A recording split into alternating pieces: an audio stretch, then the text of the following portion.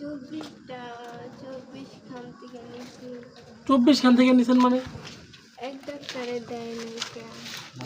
24 ডাক্তারের থেকে নিছ? আচ্ছা, তোমার বাসা কই, বাড়ি কই? চৌরাস্তা। চৌরাস্তা কোথায় থাকো? জানি না। আপনারা কি আনছে এখানে? এখানে আনছে কি? আমি গেরা। তুমি কেন, তুমি জানো না? আপনার এখানে কে আনছে?